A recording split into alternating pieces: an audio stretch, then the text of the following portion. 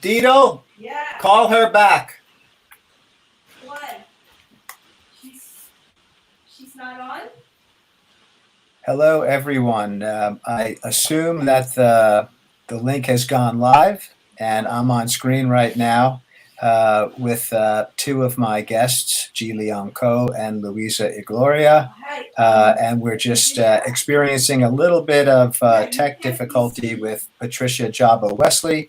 She's attempting to activate either her microphone or her headphones, and that should happen very soon.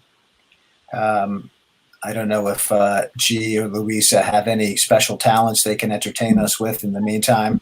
I play the harmonica, but I don't know if I can make it work with the headphones. That wasn't in the fine print.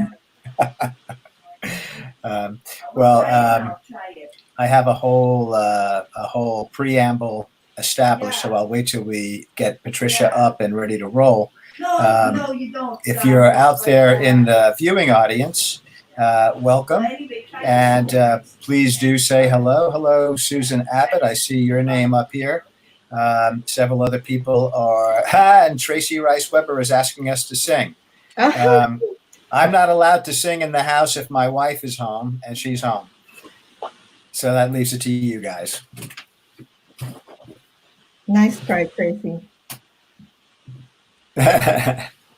Well, I'm hoping that we get a legitimately global audience tonight. I've contacted a bunch of people in the Philippines, a bunch of people in Singapore, some people down in Australia. I think Australia is maybe a better bet because I think there it's about 9 a.m. or 10 a.m., whereas Singapore would be 7 a.m. Somebody might, hey, from Joshua Tree. Hello, Joshua Tree. Hey, Fantastic. Patricia. Hello, Patricia. Okay. So, well, you know what? I'm going to start introducing the evening and the organization, and then we'll hopefully get Patricia up, and all she will have missed is material that she's heard before. So, welcome everyone in your respective time zones around the world. I'm Tim Tomlinson of New York Writers Workshop, and you have tuned into the inaugural broadcast of A Time to Talk, an hour of literary reading, conversation, and hopefully a little bit of gossip. For the first session, we have with us three very distinguished poets, two on screen right now, Luisa Igloria and Jee Leong Koh, and Patricia Jabbeh Wesley playing around with headphones somewhere in the cyber world or the real world. Each of them is a personal friend as well as a friend to New York Writers Workshop, and each of them has a new book or will have a new book very soon. So tonight we'll be talking about those new books. They'll probably be reading from them and other work as well.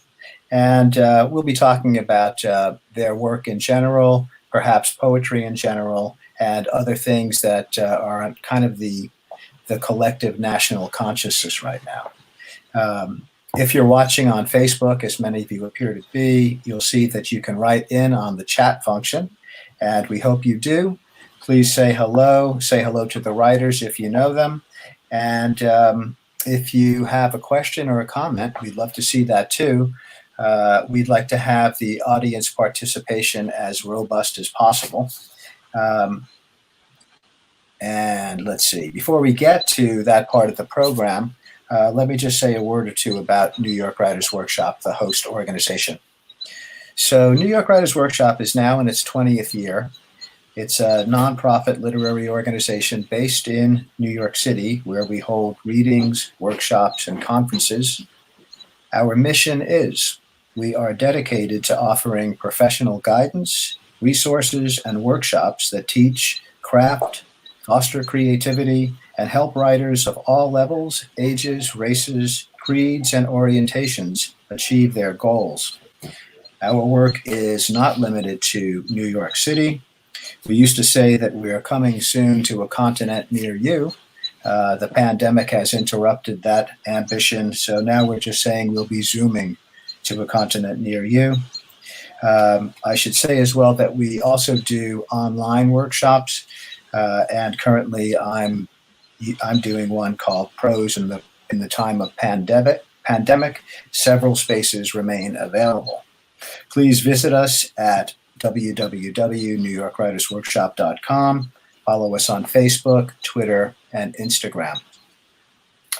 So sadly, I don't see Patricia getting back up at the moment. Once she does, I'll see her on the dashboard and I'll be able to get her image up on the screen along with the others. But in the interest of time, I'm going to move on. So tonight we have, as I've mentioned, 3 celebrated poets. The format is each one will read for 5 or 6 minutes, whatever material they'd like to, provide a little context for that material. We'll go in the order of Jee, Luisa, and Patricia, and then we'll move into the Q&A part of the evening, and that's where we really hope that we'll be hearing from you. Hey, and Eve Stafford is in from tropical, wow, Cairns. I want to get up to tropical Australia and go in the water before the coral reef disappears. Hello, Eve. So our first poet tonight is Luisa Igloria. Luisa is the author of 14 books of poetry. Most recently, The Buddha Wonders If She's Having a Midlife Crisis. And What Is Left of Wings, I Ask. And that's not a book about Paul McCartney. She has won the May Swenson Prize and the Resurgence Poetry Prize, the world's first major eco-poetry award. She directed the MFA program at Old Dominion University from 2009 to 2015. She is now its Louis J. Jaffe and University Professor of English and Creative Writing. Her latest book, Maps for Migrants and Ghosts, is the co-winner of the 2019 Crab Orchard Poetry Competition, and it will be released in September 2020, just a couple of months from now, on Southern Illinois University Press. About her work, Mark Doty has written that her poems are drunk with the world's bounty. Lord knows we could all use a good drunk. So, Luisa, please intoxicate us. Thank you so much, Tim. Thank you. It's such a privilege to share this space with you and with Jee and Patricia. Yeah. I thought everyone can hear and see me. I thought I can't hear anybody.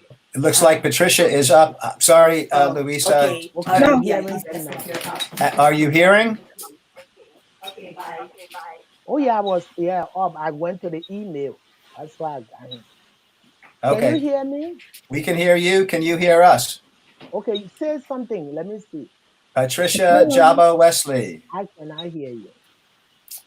Huh. oh no. So maybe it's, I don't know if it's my headphone.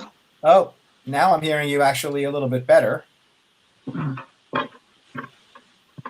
Let's try this one. Oh man, I'm used to Zoom. I'm not used to this one. How about now, Patricia? Anything? Is the volume up? If you can't hear me. All right. You know what I'm going to do from my dashboard? I'm going to mute Patricia so we can continue with your part. I didn't even Luisa, know I needed headphone. and then we'll see if we can get her back on. Okay. I knew this thing was going to So happen. here we go. I'm going to mute her. Okay. And let's just see if that worked. I think I still hear her.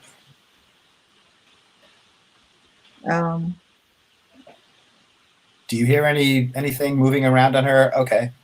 I don't Okay. hear her. I see Okay. her though. Okay. All right. Okay. So, and I'm going to do something else. I'm going to change the screen, I think. She's not coming through. No. I'm going to change the screen so maybe we won't see her. Let's see. No, that doesn't work. Maybe this one. If you talk, Luisa, let's see what happens. Hello. I'm still in the little square on the side. Okay. All right. I'm just going to go back to this format then. We'll have the 4 up, and Yeah. I hope Patricia fiddling around isn't too much of a distraction. Yeah. Oh, Okay? all right. Shall we carry on? Yes, please. Okay. Like I was It's on saying, mute. I'm thank you, changing the Tim. headphone because I'm not too sure. If you don't want to, Yeah, because I don't need headphone. Hi, Serge. Yeah, I cannot hear.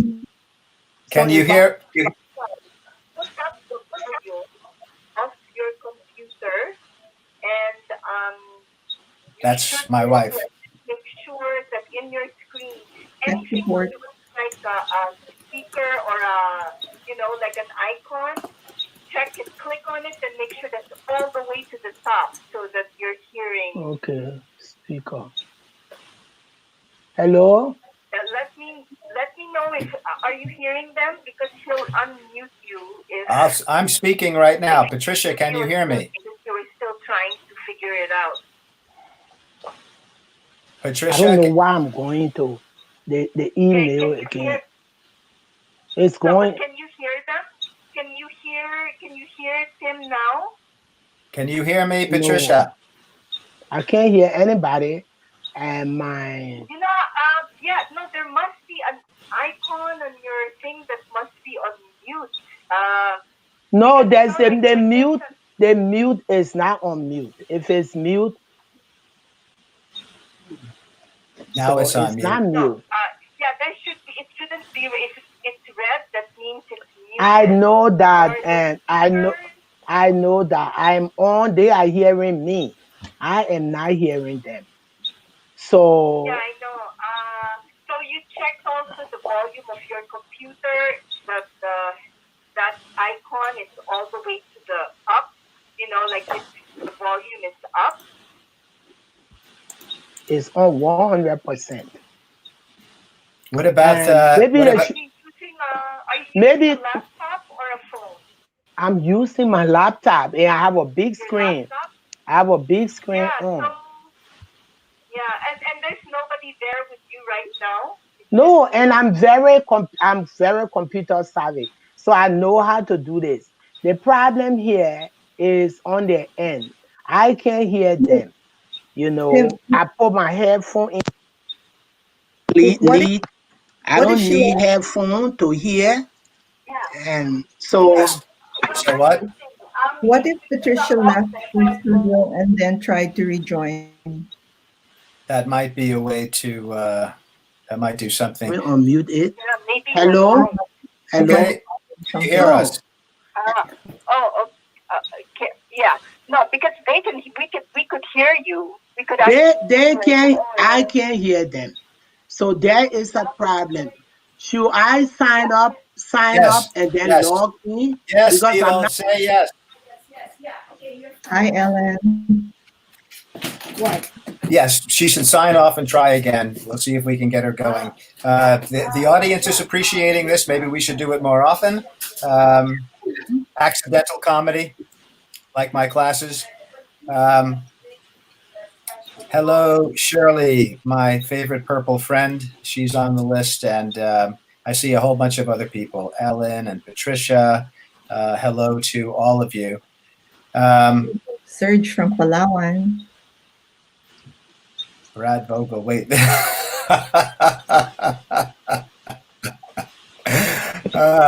It won't be the next time. This time it's an accident. The next time it's going to be scripted.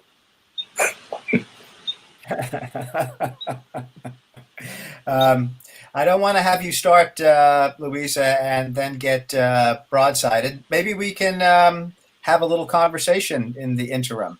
I can ask you a question about something and see if that can fill some time. Something that I was going to ask you guys anyway. How would that be? Sure.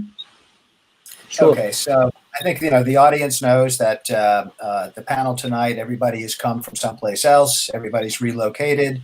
Jee from Singapore, Luisa from the Philippines, and here's Patricia again. We're going to give it one more shot. Let's see what happens. I'm backstage. Okay, we see you now. You in the show. And do you hear us? I'm in the show, and can you hear us? My mic is on. And Can you hear them? No. I I think we're can't gonna. hear them. So, No, say something. you know what? I'm I'll going tell to you, go off. Let me see. I'm gonna go off. I was No, using. Patricia, don't say anything first. Let Tim say hello and see if you can hear him. No, No, you she. know what I'm doing? I'm gonna get. There's something I'm doing that maybe it's not working. I'm getting off. Okay. She's getting Hello. on. Yeah. We hear Hello. you. We hear you. Okay. I know what the problem was. You know what the problem was? I was using an extension, and Okay, okay. Don't worry about it. We're on. Everybody's hooked up technologically. We're ready to roll. We'll go beyond 8 o'clock, so we'll have plenty of time. Don't worry about any of that. Welcome, Patricia. The only thing you've missed so far is Jee was singing, Luisa juggled, and I introduced the organization. You already know a lot about that. So let's go right back into Luisa. Luisa will read first, followed by Jee, followed by you. Okay? okay. I'm All right. sorry. My computer was connected to That's okay. No my, worries. my big screen. I wanted to O- see you guys big. Okay. No worries. Let's go, Louisa. Okay, take two or three. Thank you again, Tim. Thank you to the New York Writers Workshop. It's a pleasure and privilege to share this space, as I was saying, with you and G and Patricia. And technology is lovely when it works. All right, so I think we are agreed on that. So we've all been invited to read a little bit, and I've chosen to read a few poems from an older book, holding it up. Juan Luna's Revolver from the University of Notre Dame Press in 2009. And in this book, I write a little bit about some of the Filipino indigenous bodies that were brought to the 1904 World's Fair and Exposition as part of the live exhibit that supposedly demonstrated the progression from savagery to civilization. So I'll only read a couple of short sections from that series, and then I'll read another poem from here, and then I'll finish by reading a short poem from the new and upcoming book that's coming out in September, if that's okay. Good. All right, so two short sections from Juan Luna's Revolver, the 1904 World's Fair. In Paris, Vienna, New York, street lamps dispute nocturnal authority. Along avenues and bridges since the late 1800s, orange flares crown the ends of coiled filaments, tiny as cloves driven into the base of a socket. We learn by degrees about this light. The eye understands how butter limns the edge of a knife to make it seem less dangerous. Blinking, I stepped out of train doors. Across the platform, a boy tended a kettle. The wind smelled of damp wood, hot chestnuts. It is told that two of our number lay down in a boxcar and died as simply as two pairs might tip over in their tissue lined carton. Inevitable, they said, frost and April, the ground still salted over with snow. Museum of Science and Industry. Underneath plaster moldings, old barns, stables, plain masonry, blocks of factory space, rafters where finches once scattered in a panic of light, marvelous facades applied in layers, so the white glare of buildings rendered smoked glasses an absolute necessity. The muses of science and industry pressed marbled foreheads against the pitched roof. Scrolls fluttered down the length of pillars by the entryway. Crowds thicken on the esplanades, lining up for tickets. In the galleries, a low monsoon hum, camera shutters whirring open and close. In rooms where lamps are shaded with mica, bodies hang from walls, robed in dusky brown. I guess in the interest of time, I'll just read one more. And this is from the new book coming out from Southern Illinois University Press in September. The book is called Maps for Migrants and Ghosts. And this one has one of those drop-in titles, which is the first line. We don't live in the light only to forget everything. Neither do we lie in the dark just to barter these days of bee hum and wheatgrass for a mouthful of seeds. When the days are long like this, the heart casts a longer shadow. The future swings like a bell or flaps like a shirt or shroud, drying to a certain shape on the line. I count out the hard clicking of abacus beads to clear more space. But the hours hurtle toward their edge. Am I supposed to become that woman then, crazed by the blinding silence of snow, seduced by the river's mystery under ice? When I keen into the wind, door hinges rattle as if possessed. I won't quiet them. Once I was a body that housed other bodies. I was expected only to give, not to take. Once I was told to seal one mouth and open the other. Thanks. Wow. Brava, Luisa. It's great. And you know, as we progress, I want to encourage any of you, if you have a poem that you feel is particularly pertinent to some of the discussion, please feel free to jump in and read another. Thank you so much. Let's move on to Jee Leong Koh. So Jee is the author of Steep Tea, named a Best Book of the Year by the UK's Financial Times and a finalist by Lambda Literary. He heads the New York City-based nonprofit Singapore Unbound and its imprint, Gaudy Boy. His latest book of poetry is Connor and Seal, which I'm going to bet he's going to hold up, but I'll just show it to you here as well, about which novelist Dale Peck has written, Connor and Seal is a timely reminder that history is made with bodies as much as it's made on them. Jee was going to read for us at the Bowery Poetry Club on an inaugural event in February, and that got blown away by COVID. We're so happy to have him with us tonight in this, the first A Time to Talk. Jee Leong Koh. Thank you very much, Tim. So lovely to hear you read, Luisa. Thank you for that reading. And what a pleasure to read with you, Patricia. I look forward to hearing your work. As Tim says, I'm actually going to be reading from my new book called Connor and Seal. The subtitle is A Harlem Story in 47 Poems.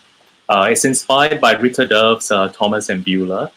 It is a fictional story told about two men who meet in New York City and try to find a life together in Harlem. I will be reading two poems from the section belonging to In the Voice of Connor, and then two poems in the voice of Seal. So this first poem is in the voice of Connor, and it's called 80s Dance Party on Throwback Thursday. It is time to bring your face into focus before this lens moves below the chin to other features harder to identify as yours. The best image is that of the cheeks. The right cheek and the left cheek do not meet, like the back of the hand and the palm, like the head of a silver coin and its tail. The cheeks do not see each other except in a mirror or a photograph. This is true of my cheeks until your right brushes my left when we dance. And in that flash of flesh, the coin turns up both head and tail. The back of the hand shakes hands with the palm. The next poem has Seal returning home to, I should have mentioned that actually Connor is from Nebraska City, Nebraska, and Seal is from Kingston, Jamaica. So in this next poem, the boys go back to Seal's home, family home in Kingston. It's called Ackee and Saltfish. He took it into his head, his mama says, he was a seal after watching National Geographic. And so we called him Seal. I predicted he would head north for the chill. She looked so happy, heliotropic, to have him back and to welcome his brethren. We are eating his favorite breakfast, ackee and salted cod, made the unique way Mama knows, in his family home on Love Street, which runs parallel to Crooks Street. Mind you, Mama says, it's not a hard dish to make, but mind you, the unopened fruit is toxic. So the next two poems are in the voice of Seal in the second half of the book. Today they coat the sun in candy crust. Tomorrow, what will they make safe and sweet? And sell it to the masses for a treat. Yesterday, they were pushing new stardust. Beehives are trucked to wanton cornfield blue, Assyrian refugees in flatbed ferries. When Brooklyn bees are fed maraschino cherries, blood honey, Robitussin red for you. All is to be sold, marrow, pit, and sap. It started long ago, the GM tree. The apple, once a bit of machinery for our redemption, is now an app.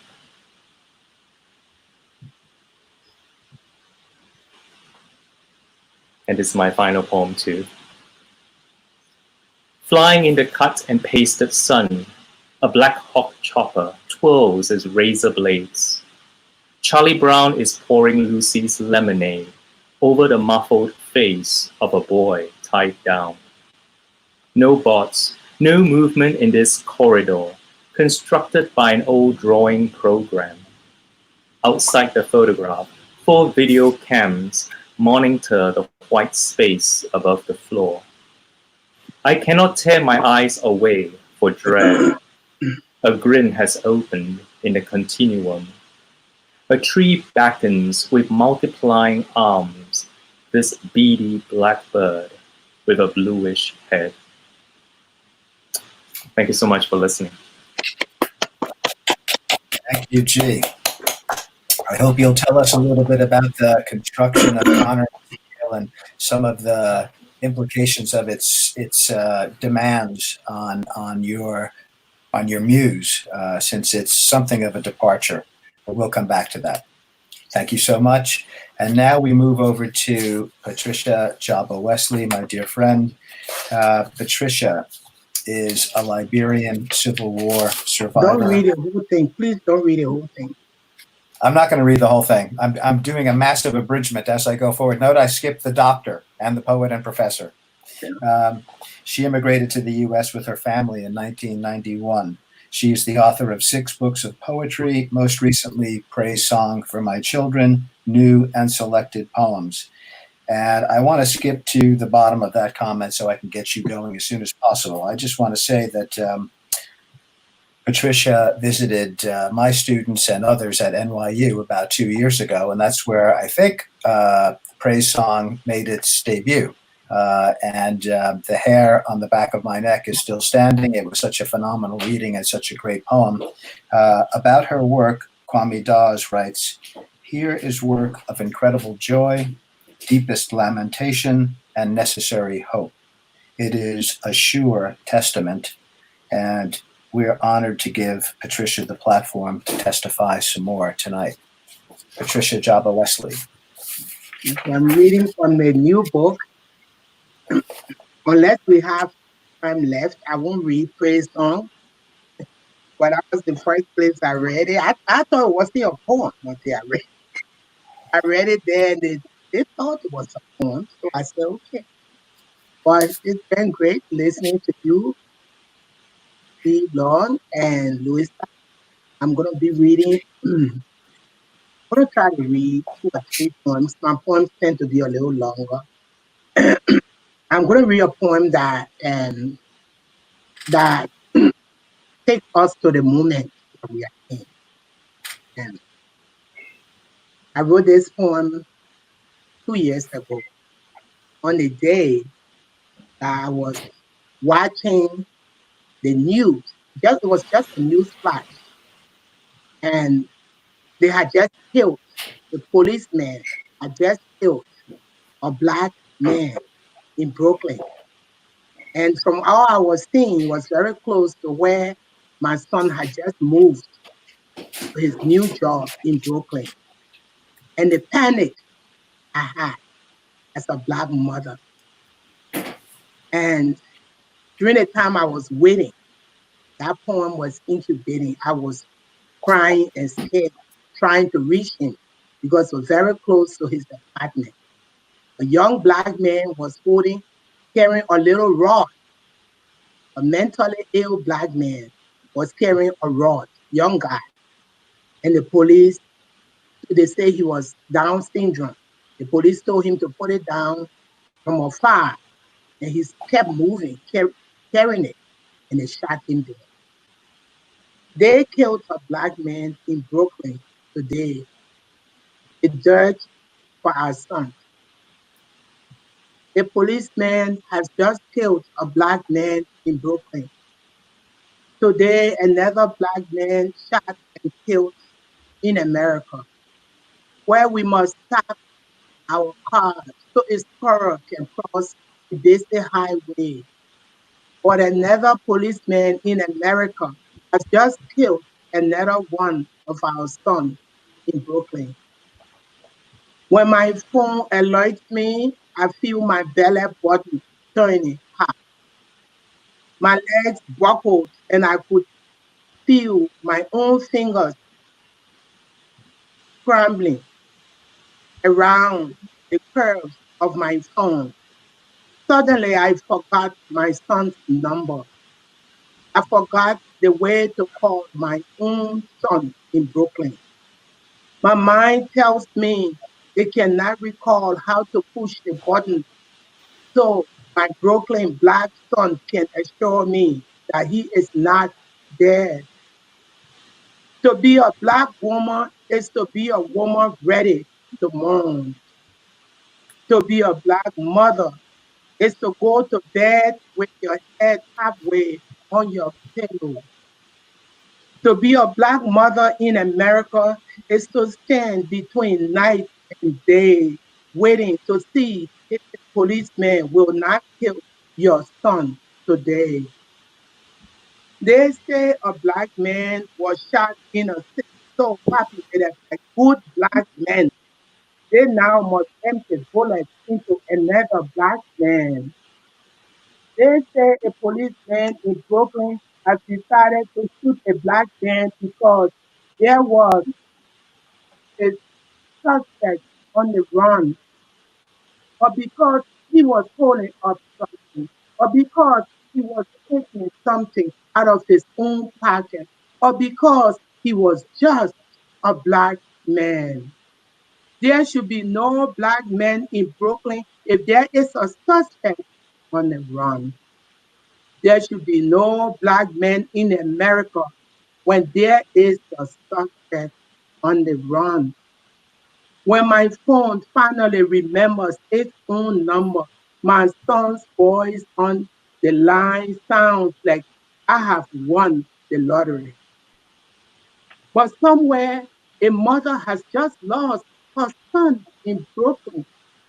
A mother who gave birth to her son is wailing because there was a suspect on the run. Today, I saved the life of a scary dog that ran across my neighborhood road as if it knew the sound of fire, the sound of a passing car, the sound of death, the sound a gun makes before it kills a black man, before it kills a black man in Brooklyn. But they say we must not count. And they say we do not count. One black man was killed today in Brooklyn, but on TV, there is no news. There is no news of the black man killed in Brooklyn. On TV, white people are talking about white people. But somewhere all over America, a black man will be shot. A black man was shot in Brooklyn. On TV, white people are talking about white problems. Why a black man swallows a bullet?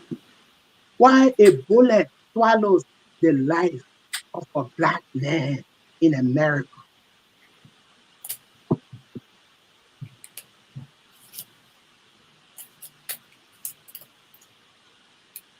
I'm going to read a poem, another poem, and this poem is called.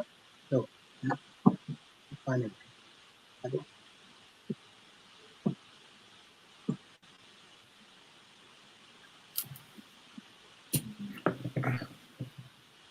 Oh yeah, this poem is called the New Year 2018. I wrote it on New Year's morning, right after they dropped the ball in New York. I was watching like I'm living in New York, and the thing that I was thinking about is how we look at a new year, and we all excited, and but we do not know what the new year holds. And 2018 dawned, and I was a little bit scared. I'm like, we don't even know if it's going to be a great year, and we're all pouring champagne and wine and dancing, and then 2020 happened, and I'm thinking, oh my God, I should have waited to write this poem. The new year, 2018. The new year comes upon us, icicles and snowstorms, the cold banging wings against my house, whistling, howling, as if the wind knows something we do not know, and something in our jubilation or of the crossover from the tired old year. We forget that the road ahead may be bumpy, sad, unforgiving, and no one has prepared us for the journey, and it is only the idea of the trip we carry in our bags of worries as we pound our feet in celebration of an unassuming new year. As if we were children again on a car ride, we think we know what awaits us at the end of the road, or how one year will evolve, and we think we know that the hills ahead will be flattened for us, or that we know it turns the winding way down at the crossroad. Is this because we are human, knowing as human as we are? Or is it faith, faith in its rawness, like steel, the need to know that none of us will perish in this new year, as new as a new friend, the dark morning hour, the midnight before the dawning of the day, the new friend we do not truly know, cannot know the way a check baggage handler knows the bags he tosses onto a plane. Or on the phone, my husband says the new year looks like the same in Harper, like the year an hour ago. Outside his window, it is dark. Liberia, crickets chirping as always, and up the road at the tip, Harper is still dying. Abandoned cities, old buildings, moist air in the ocean, banging against shoreline as if it has done 100 of years. Old mansions knowing abandonment, like a woman knows abandonment. The ones living sitting dead like crabs on what once was a living beach, and the hard hand of war having robbed the city of itself and its people year after another new year. All that we used to know is today rusted, even as we celebrate.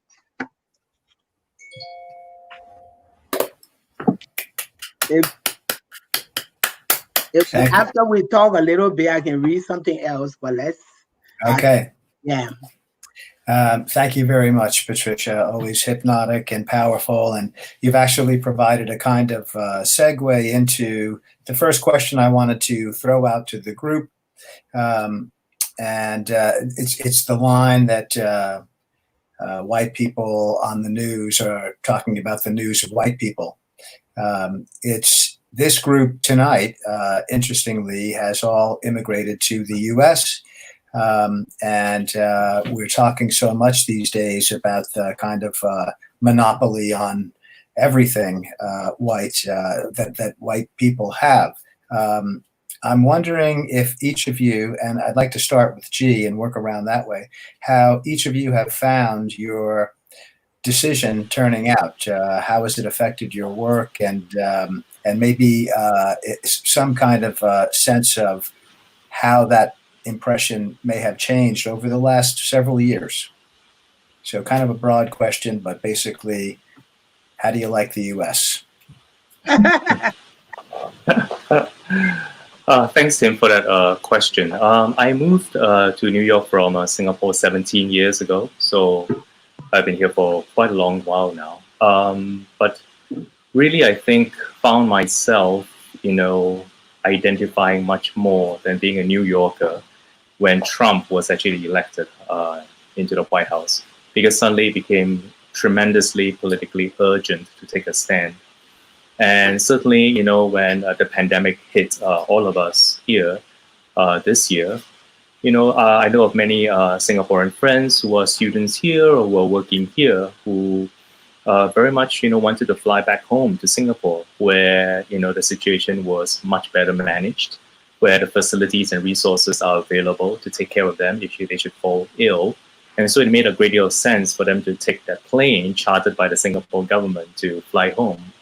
And that was when, again, I met another decision point, and decided that my life is here. This is where I should stay, for better or for worse, as they say, all right, to misuse the words from the marriage service, and that I am committed to America as I am to Singapore. I think those two events, both the election of Trump and the pandemic, has really clarified for me my political commitments, and therefore have also fed into my work, into my writing as well. And does Connor and Seal begin after this transformation? Did you start work on this with a kind of political consciousness already activated, or was that already ongoing and we moved into this Trump era? Connor and Seal, my new book, was actually started after the election of Trump to the presidency. So there is a poem in there in the voice of Connor that talks about the Women's March on Washington the day after the inauguration.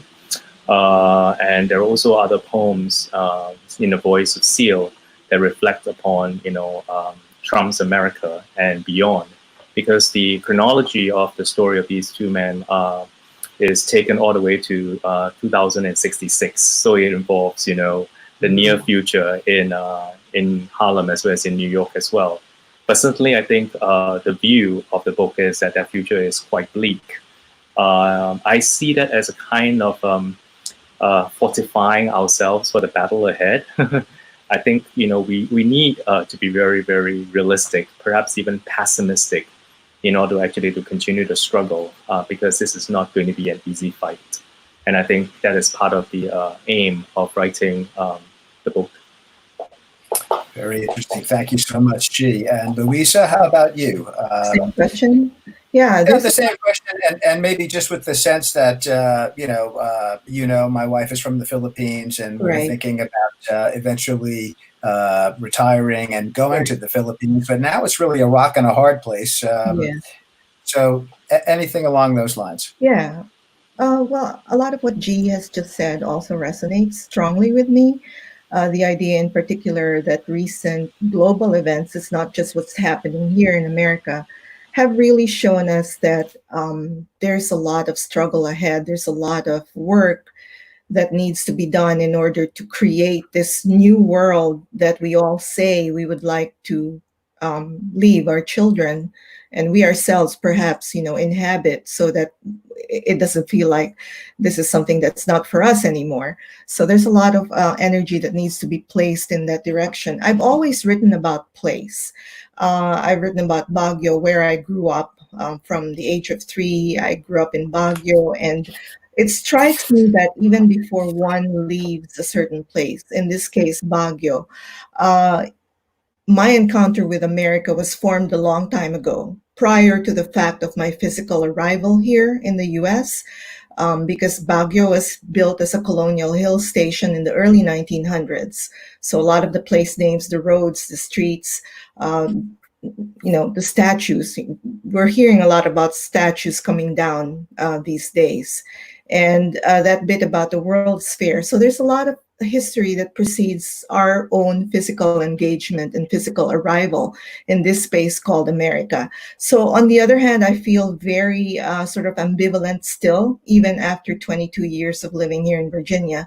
I still feel as though I inhabit that, people call it different things, that third space, that interstitial space, where one is not completely comfortable and one is also always longing for things that aren't there anymore. And I think it's a condition of all of our lives in the contemporary moment to be struck by feelings like that. And I don't think there's any way to resolve them. So they're part of the way we live, and they definitely inform the kinds of poems that I write and the kinds of themes that I'm invested in. Thank you. I didn't know that you'd grown up in Baguio. I'm very familiar with Baguio. All of those names, it's kind of a monument to an occupation of sorts. Exactly. So, Patricia, same question. You actually... Can you repeat the question? Well, the question is really just your feelings. I know that you immigrated to the U.S. during the Civil War. How has it turned out for you? How are you finding living in the U.S.? All of you are so successful. You've done some miraculous things. And how does that translate? I mean, are these things that you may have pursued and excelled in back home? And how are you feeling now? I mean, I think your poems give us a certain sense of that, Patricia. Well, I've been here for almost 30 years, and this one was my first time actually confronting race. And it's amazing that I think I was so occupied and preoccupied by the war at home and the devastation and the complete destruction of our country and the number of dead people I saw and lived near, and the amount of pain of 14 years of war, even after we left, and the anger of being forced to immigrate, because coming to America during the war was my second time coming to America. We did our masters in Bloomington, Indiana. Went to IU Bloomington, and we had our first child there and completed our masters and were home the very week we finished our exams. I was an international student, and my dream was to live in my country. And I knew that there were a lot of opportunities in America, but I wanted to make a difference in my poor country. And so coming here was traumatic. But I believe that you can live anywhere you want to live. My father taught me that if you got a good education and you were in control of your life, you could make it anywhere you found yourself. And so when I found myself here, one of the good things was that, and the war was not able to take away my talent in writing and stuff, and my ability to work hard. And so we threw ourselves in work and went back to school and got doctorates and raised our 4 children alongside. And I wrote, and there is a kind of love-hate relationship between me and America. I love this country. And whenever they say America is a great country, and I don't think it's great because of the American dream of houses and money and affluence and wealth. It is great because this is the one country in the world where different people of all races and colors and creeds can live together in harmony without completely killing each other out or destroying and burning down the country. This is what makes America great. And this is why this movement is beautiful. Because the first time I saw America was on a Pan American airline. We were going to Nigeria from Liberia. And usually when the Pan American, that was 1981, we had just been married, were less than 1 year, married in our 20s. And we got on the plane early in the morning. The plane will leave New York, and in 9 hours, the first stop was Monrovia at the airport. And then the boats to stop in other African countries. And I got on the plane. I lost my footing, and I'm getting emotional because this was the first time in a small plane of 747 jet liner.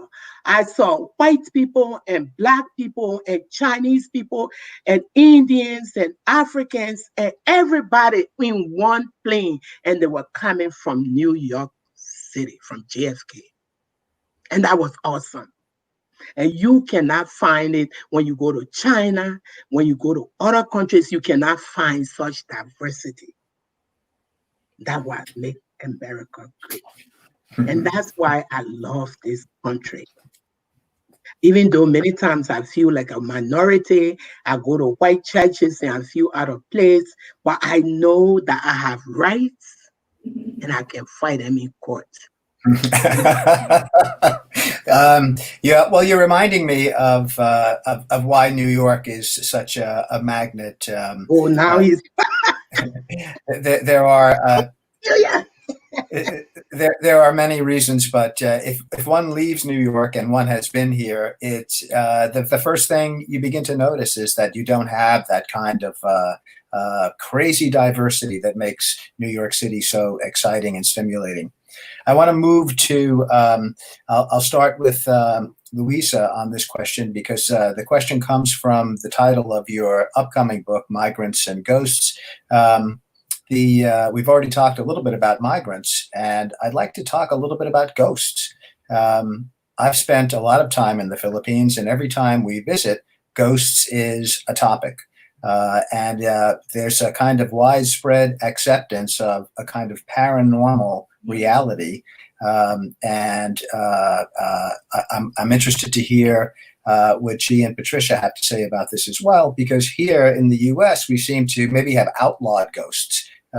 There's a kind of deep belief in scientific rationality, whereas in the Philippines, from taxi cab drivers to the deans of universities, there seems to be a very easily spoken commitment to paranormal beliefs.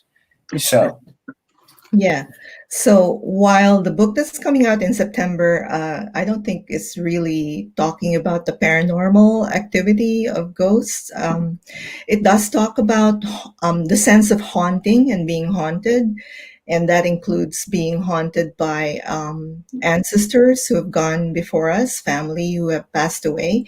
But what you say is true in the Philippines. There's a great sense of animism that steeps into practically every fabric of life, every part of life. I remember growing up in my childhood, we would do this practice. I come from a mostly Ilocano household, so we would lay out platters of food and drink for our dear departed ones every time there was a special occasion, or if you passed your exams, or if you got a new job, somebody had a birthday, you would remember to put a little plate, kind of like an altar offering or a tribute. And, this is something that I took for granted was done by everybody everywhere. And I know that some cultures have their own version, but it just seems more natural in the kind of in the context of my upbringing, that those kinds of things would just be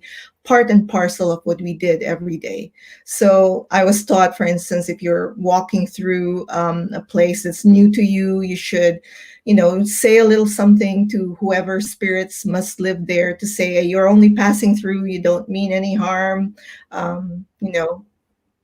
to recognize that there are forces that are beyond our control, I think, is one idea that comes with that, to understand that we are not the big ego that spins the universe to our liking. So I think that those are very clear ideas of a different way to figure what the world is and our place in it. It's based on a concept of more interrelatedness, and not so much, I'm the center of everything and I'm the only thing that I should take care of. So I think it's very much connected to ideas of community. So you're lucky if you get visited by a ghost, because that means that there's someone who is still thinking that you must be worth haunting in order to come back for you and deliver a personal message. Very interesting. I'll remember that the next time my bed shakes in a hotel room in Baguio. Does that sound familiar to you, Jee? Is that something that you recall from Singaporean culture? Oh, very, very much so. Whether it is Chinese or Malay or Indian culture in Singapore, Singapore is very multicultural, as you may know. Definitely, these cultures are saturated with beliefs and ghosts and haunting.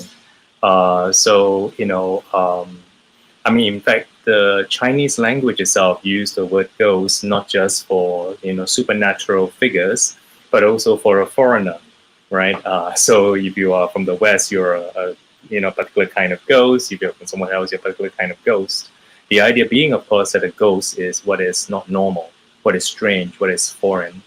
And so even though my new book, Connor and Seal, is really not, doesn't have very many ghosts in it, because one of the great relief of actually leaving behind Singapore and coming to New York is to leave behind all those ghosts and to find that what I think of as ghosts in New York to be very, very human. So instead of being foreign, in other words, it's much more familiar, much more intimately related to me. So even though there are no ghosts in Connor and Seal, there's in fact a ghost in the machine, so to speak. Because of course, as I said, I bring the chronology to 2066, and in that near future, I imagine the invention of sex robots. So these are the ghosts in the machine, right? I mean, more and more we're going to have AI penetrating our lives, and how are we going to view them? Are we going to view them as completely foreign, or anti-human?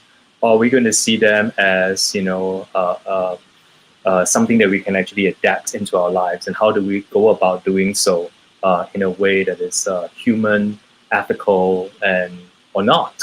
I think that's a great challenge for poets to think about, what we will be dealing with in the very near future.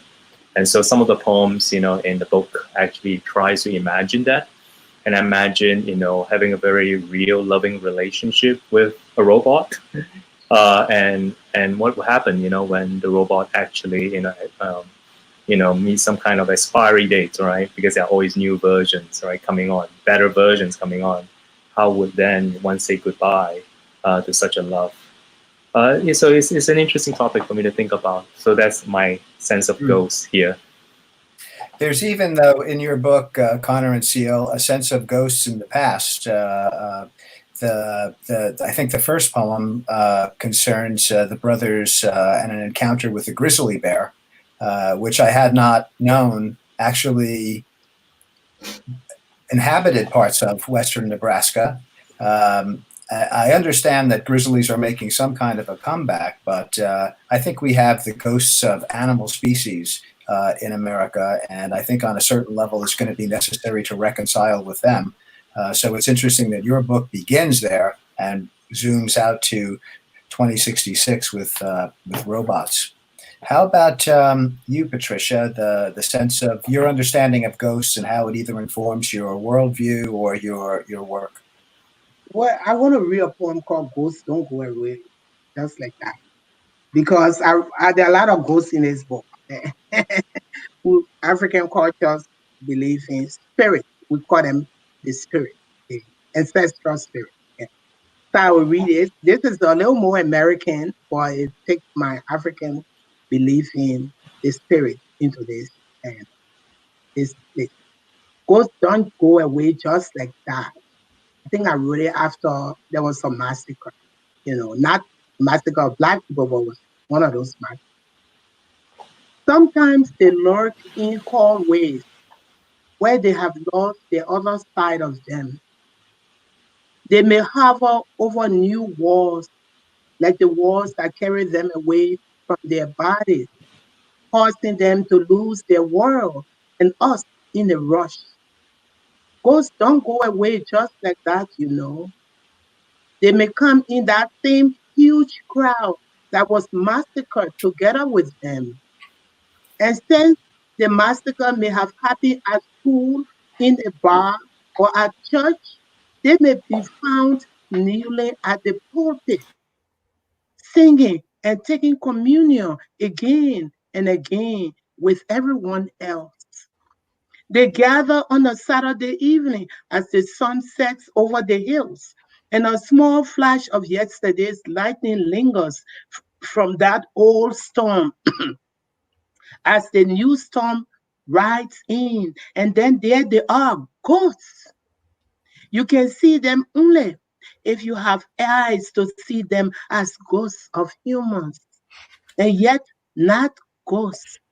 They're looking to see if we will recall that they were here, to see if we will build a stone in honor, to honor the fact that they were here with us, walking and talking like us, to see if we will remember that they lost so much blood in the shooting, that they broke a leg or two, and that so many of them were not counted in that sad number. They want to know if we will put up a stone or keep the fire burning, to put out the fires, to stop all the killing in the city streets around the world, to stop all the killing in the eyes of the city streets. So that's my ghost. I see them all the time.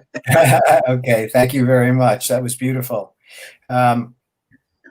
Maybe we'll close out with a question that I can pose to each of you.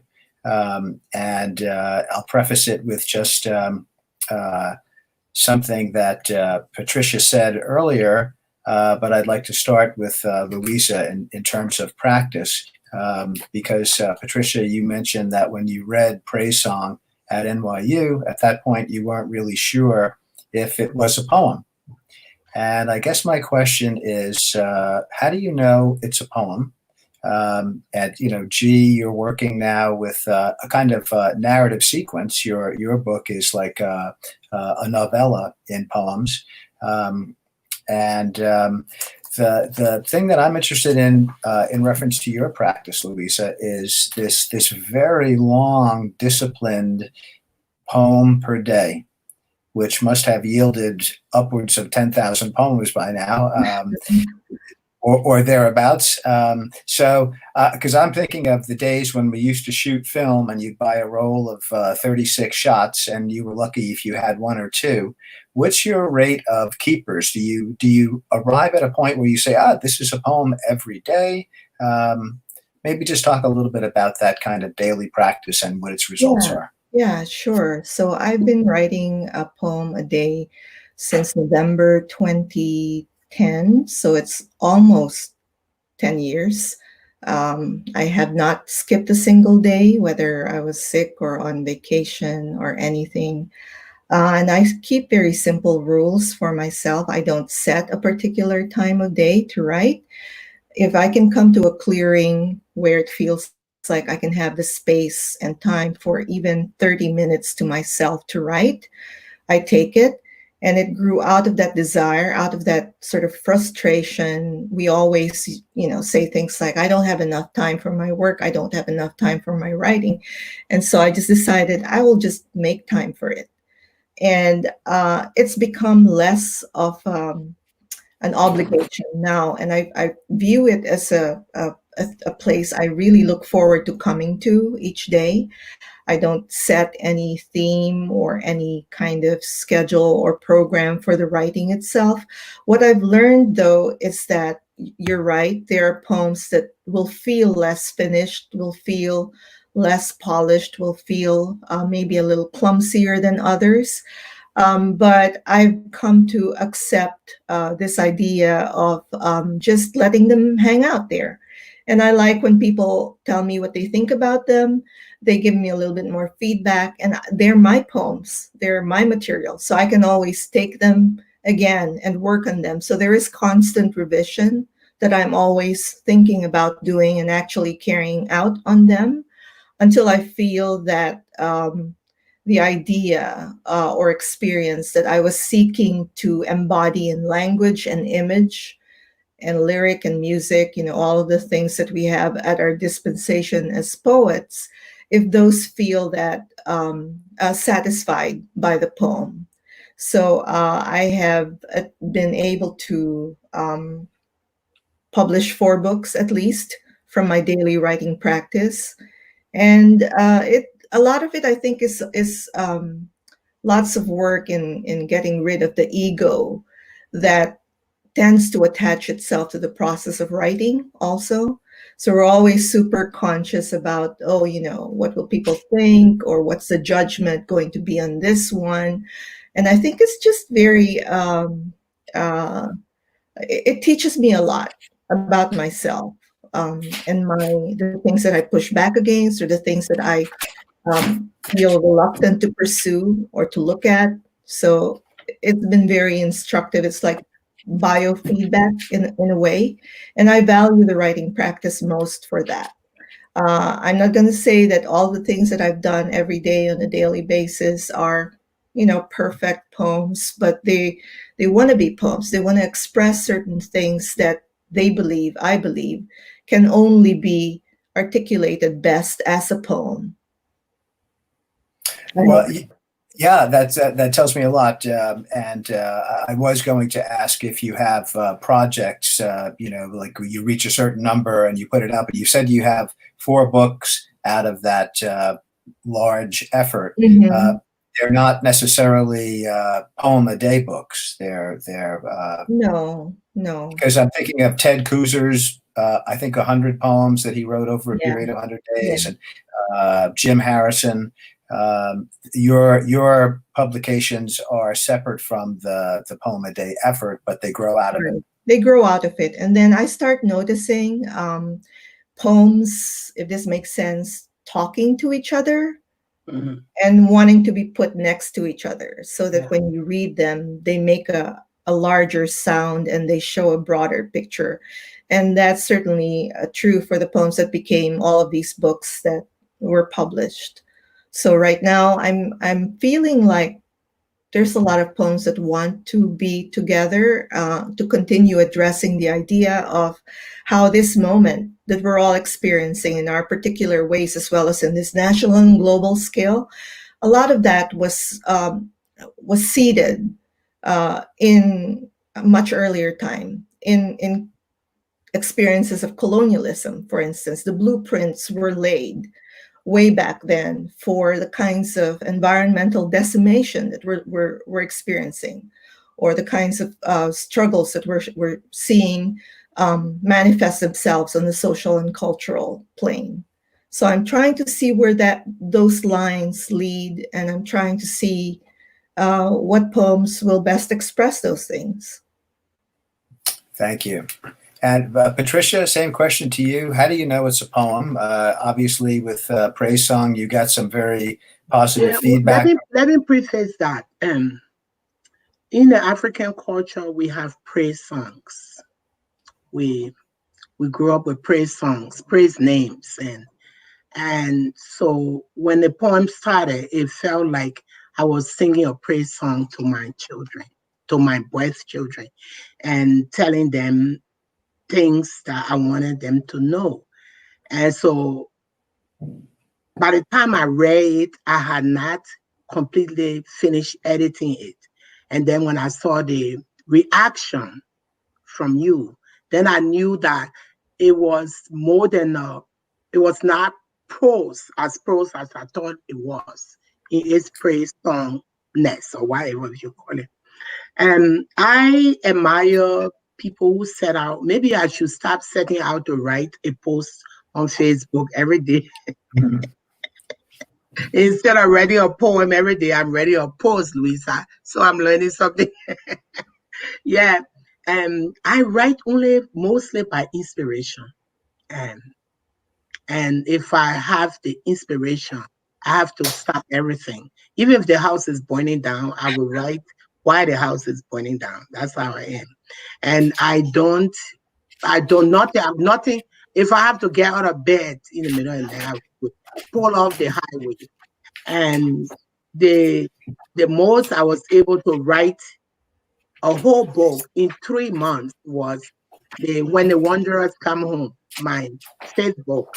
And I was on sabbatical and I was supposed to finish my memoir. And if you ask me to write a book of prose, I'm going to write a book of poems first before. And so that's how that book accidentally happened. So when you put me in a situation that is inspiring, and I think that the inspiration was that was my first time returning home to the war-ravaged Liberia, where I was forced to live in my house that was partly demolished by the war and damaged by the war. And my son was renovating it. I remember one day I was sleeping and he had removed the windows and put in screens, and because he was replacing all of the windows, and it started raining and stormy, and I was in the middle of my bed was wet, and I'm like, so all this trying to relive the old life in a place that was damaged. And so that's how I write. And so that's my writing process. Right now, because of the, stay at home, whatever, and all of the different things, my mind has been disrupted in my writing process. So I write these big poems. And sometimes I read a poem, I know it's a big poem, it's ambitious, and it's influenced by culture. And so I have these poems that are basically only about Africa. Then I have these poems that will be about America and Africa at the same time.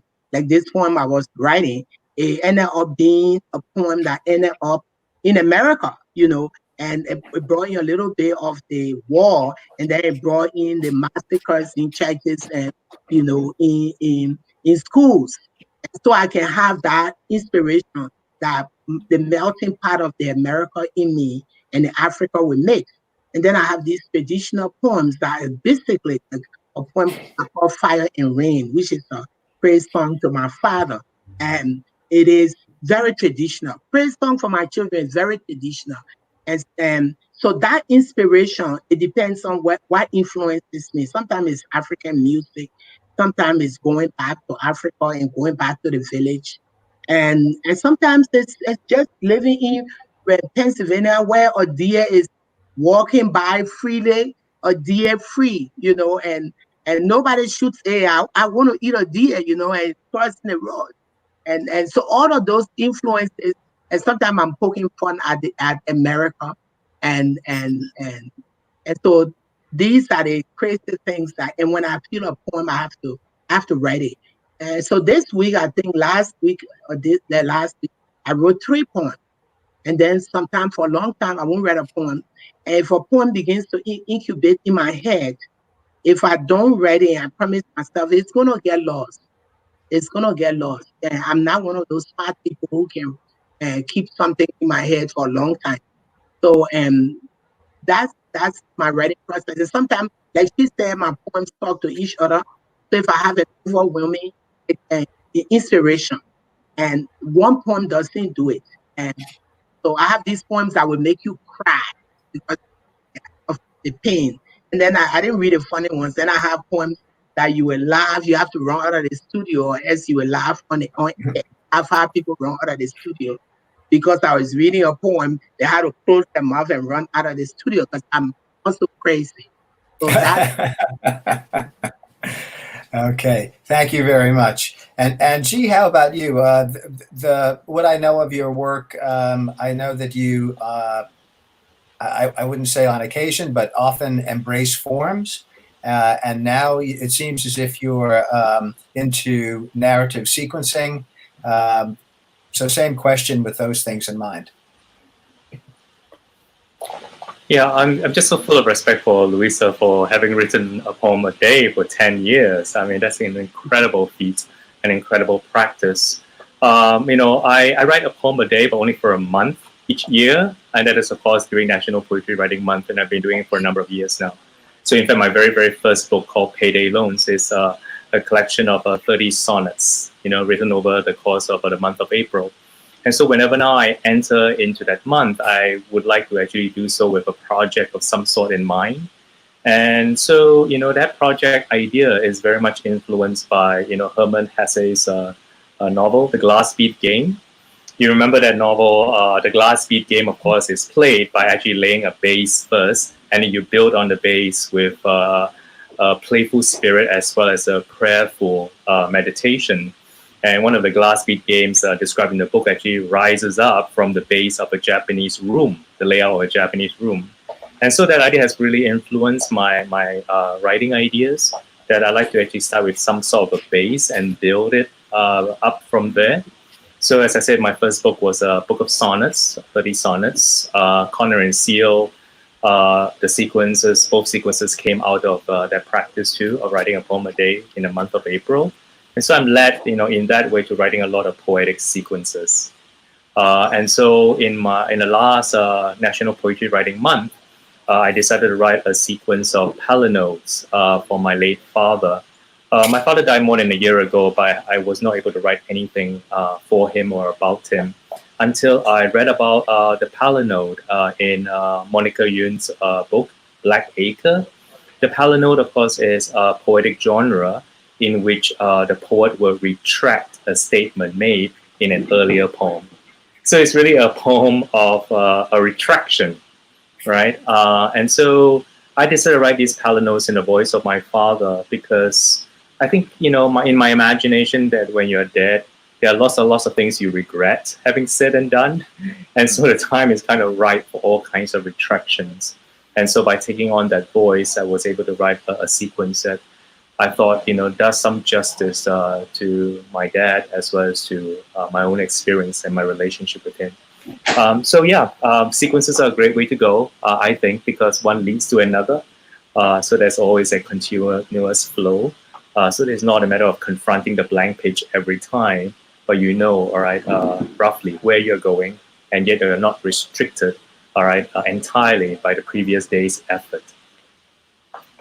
Thank you very much. I've followed some of your experiments with form. I know that you were working with haiku. I looked at some of the palinodes, and I followed some of your posts, Patricia. I think the world would be, Facebook at least, would be bereft if you decided only to do a poem a day. I hope you keep doing them, and I hope you guys keep posting these things online. But we do have one question that's probably interesting for everybody to think about.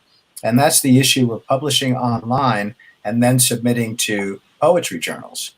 And maybe, Patricia, this is something that you could speak to.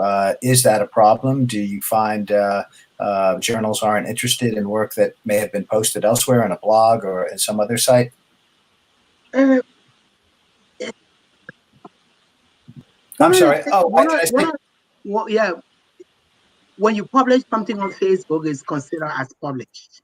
Right. And some of the one of the things that you will notice is that when I started publishing and sending my work out, I found out that America was not ready for an African writing in America. Not many African poets had come to this country and were writing in America. I think, Tim, when you went to the Ford Foundation reading, you saw one or two of the younger poets that Kwame Dawes is, nurturing, has nurtured this young group of African poets. The African poets before me were poets who had established themselves in Africa and who were living here as professors. And they had basically some anthologies, like the African poet, I forgot his name. He was at Southern Illinois University. He's retired now. He's a friend.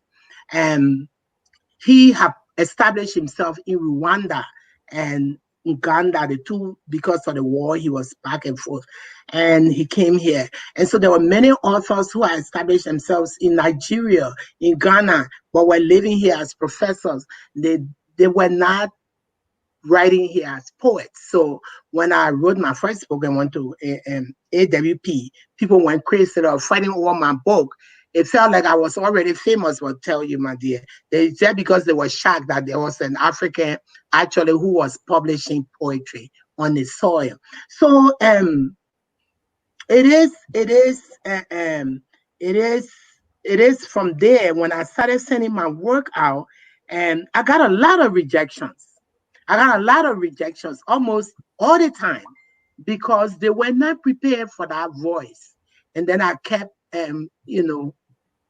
persisting, sending work out. And Southern Illinois, Crab Orchard were some of the ones that were the first.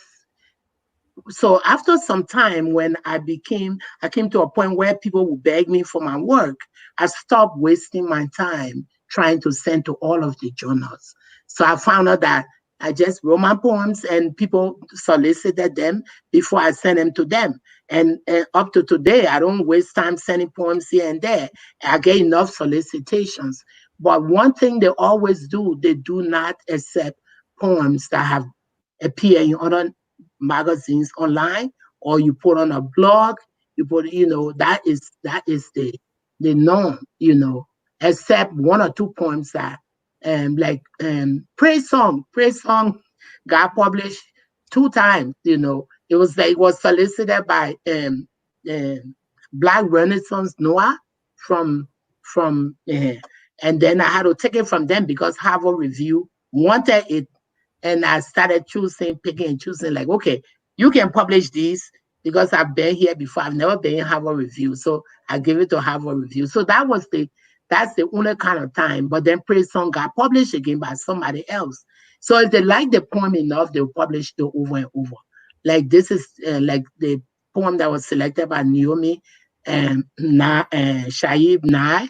It were already published in so many magazines, and when it was selected by Ted Kusa in 2000, I think it was 2011. It became the American Life in Poetry poem for the day, for that Monday. And then Naomi selected again, even though it has a lot of blogs. So it's been previously published in so many magazines across America, and still New York Times published it. So it depends on the poem and who recommends it, maybe. Yeah. Okay, thank you. How about you, Luisa? Is that something, were you publishing the poem a day online on a blog? Yeah, on a blog that fellow poet and friend Dave Bonta maintains. It's vianegatio.us. Oh. He very graciously welcomed me as a co-blogger. And that's how I've met a lot of different artists and writers and video artists. I've gone into collaborations with people who create these beautiful video films or poetry films as a result of blogging or posting my poems on Via Negativa. So Patricia Anderson on the live comment stream, I see, has put a comment or question asking about the difference between publishing on a personal blog and publishing in literary journals or magazines. And at the risk of oversimplification, it seems that that aspect of the question is making a distinction between what we write for personal, quote unquote, reasons versus publishing on more or less, I don't know if this is the best term for it, but a platform that also has a commercial aspect to it. So you have the question also of a kind of literary gatekeeping that enters into the conversation, who is looking at your work, who is evaluating what gets to be published or not. So we know also in recent times that there's a lot of questioning, a lot of investigation now into what we are doing, what we think we've gotten used to in the publishing world. And along with everything else that is causing the statutes to come down, we are also looking more closely at our notions of publishability, our notions of circulation of the work, and the conditions under which we can most be supportive of each other as writers and artists. That sort of generosity of spirit, I think, which we see in other conversations, literary conversations, in places that are not so obsessed about, first rights and all of that. But I think it's still an ongoing conversation, and I think I'm glad that that door has been opened wider. If you've been following some of the conversations that have to do with the Poetry Foundation and their response to Black Lives Matter, so this is very important. So published as published. I mean, what does that really mean? I value my ability to reach readers and to have what they have to say about the work also come back to me in some kind of viable way, so we can talk to each other about the words that are important to us. But I don't think we have perfected the apparatus for doing so, but it's part of the work in progress that everyone is doing in terms of other things whose goal is equity and access and wider readership. Thank you very much. And Jee, how about the same issue? And would you close out by just letting us know what's going on with your upcoming fiction? Oh, okay. Yeah, I really think that both Patricia and Luisa has actually raised very, very important questions about aesthetics, reception, gatekeeping, and publishing. Really have very little to add to those. I think those are very important questions, right? That we need to ask ourselves, to change things, to be more generous, to be more open, to be more ethical. My own point is a very small one, and that is, if there's still some journals that so highly value, first publication rights, it's such an outdated notion, really. I mean, it was in those days of print, it's not in the days of electronic dissemination. Whereby authors and editors should be trying to actually disseminate work that they believe in as broadly, as widely as they can. That's what I do as an editor. So I do hope that more and more journals will take on this approach and to drop this demand for first publication rights and see themselves less as a gatekeeper, but as a kind of generous spreader, disseminator of the writer's work that they truly believe in. Tim was, very kind to ask me to talk a little bit about my upcoming work of fiction. I am a poet, but this upcoming work is my first work of fiction. It is a hybrid work comprising both a haiku and a prose commentary on the haiku. And the prose commentator is fictional. His name is Sam Fujimoto Maya. And in actually commenting on this haiku about Central Park in New York, he is actually fighting for his own vision of what America is and America can be. And how this is related to our discussion is that I've actually chosen to self-publish this work. And so that is also another avenue, isn't it, for moving forward. And I think, even though, there is, self-publication is still frowned upon in certain quarters, it is another way in which we can actually move forward and reach the readers that we want to reach, regardless of, who may actually, try to actually gatekeep our work. So that's certainly one option to always bear in mind. Thank you very much, Jee. Thank you, Luisa. Thank you, Patricia. This has been such a fun, illuminating conversation. It started off a barrel of laughs and a tech disaster, and it wound up being a very stimulating, illuminating conversation. So thank you all very, very much. Thank you so much. Thank you, and forgive me for the net. No, don't worry about it. It was really, I think the most positive comments come out of the comedy of the beginning. There was a little bit of Keystone Cops at the dashboard. The sun is going down over Brooklyn, and I think we should probably call it an evening. I hope we can do it again. I hope we can do it again on stage. So I will be in touch. Thank you so much. Thank you so much. Nice meeting you guys. Thank I will you, look for Tim. your work. And thank you everyone who listened in. Yeah, thank you. Thanks, Okay, everyone. yeah. Okay, thank you guys, and thank everyone across all the time zones of the world for checking in. We really appreciate it. We'll be back soon with another event. Please check NewYorkWritersWorkshop.com. Ciao for now.